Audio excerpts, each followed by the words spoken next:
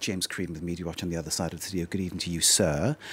Yesterday we dealt a little bit with Asia Argento and the allegations against her and the fact she paid off a young man she apparently sexually assaulted.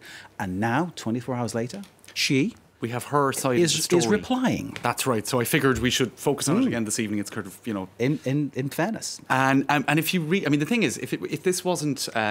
impacting on the whole MeToo movement, which has been one of the biggest kind of online phenomenons in terms of having knock-on effects in the last year, then it just would sort of be a kind of a slightly sordid tabloid story, really. Because when you read the headline, Asia Argento paid hush money to lost son, Jimmy Bennett, who claims she sexually assaulted him at 17.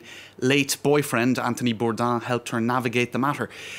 So it's all very multifaceted and sort of somewhat sordid in the details. And this is picking up on stuff yesterday where there was the whole social media footprint of how they had a sort of a mother-son mentor type relationship, which he claims, Jimmy Bennett, then turned into something darker and more sinister. In any case, that was a photo taken on the day in 2013, I believe, when the sexual assault allegedly took place. They say the camera never lies. They look like a couple who are very comfortable together, don't they? That's right. You know, I think who knows what we have a couple of elements in a minute showing how people are reading into this, and I think it is interesting to kind of talk about the fact that this is all playing out on social media in terms of what the different scenarios might be, and we'll get to that in one sec. But just to give the background here, the late Anthony Bourdain, who was her partner, very tragically committed suicide a few months ago. Now, Asia Argento's version of events is, and she sent it to many journalists, this is the actual text here that she sent to one journalist in particular, but essentially what she's saying is that he, being very wealthy as he was, agreed that it was better for their reputation as a couple to pay him hush money, and that's what all of the parties actually wanted. She claims that he was going through financial difficulty at that time, and which it appears he was, yes, and that might have motivated matters. Yeah. And she also says that Anthony Bourdain was concerned for that they thought he was somewhat dangerous, so to speak, and that it would be better just to kind of pay for it to go away, if you like.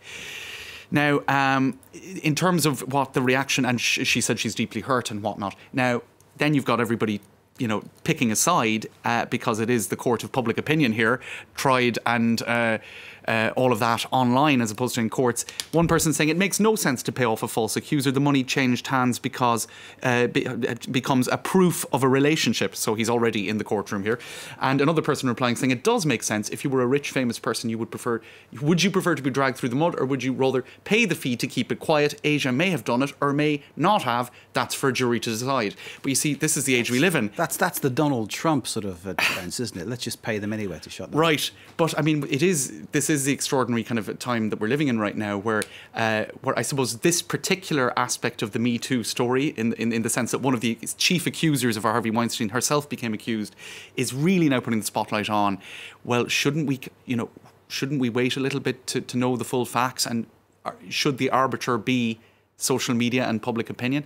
Well, it is right now. That's just how things are.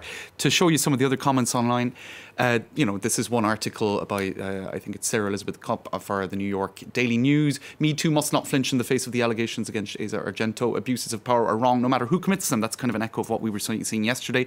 And then people being very critical of the defenders of Asia Argento, saying believe the accuser. Unless it's Rose McGowan, who of course was one of the other main figures of Me Too, and the victim is an underage. Then we have to wait for the details to come out. Anyway, just to go through all of this, one of the people rubbing their hands in glee are Harvey Weinstein and his legal team, who have ripped Asia Argento apart for hypocrisy. Some speculating that because of all the information that went to the New York Times detailing these allegations was anonymously provided to them. Some wondering, is it people allied with Weinstein himself? Yeah, that was a question I was going to bring up. But of course, Weinstein's lawyers talking like that. I mean, if you weigh up how many accusers Weinstein has compared to the one on Asia Argento's side, well, the lawyers are talking with hand. Right. Aren't they? I would think. There's so many other angles to this. The balance ton port was the Me Too equivalent hashtag here in France, because Me Too had a global effect, and in France it was squeal on your pig. In other words, squeal on the pervert who just put it up online. And of course it had the same debate here as to whether or not that should happen. The person who behind that hashtag, who's resident in the US, Sandra Muller, said, well, whoever said that all victims need to be exemplary? You can be a victim and perhaps not be exemplary.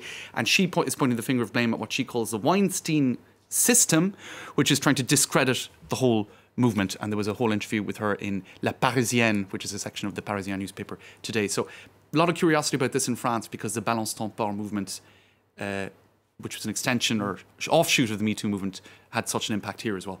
Wise words. Les mots justes de Sandra Muller about the whole issue. James, thank you very much indeed. Thanks, Mark. Great to see you. James of Media Watch.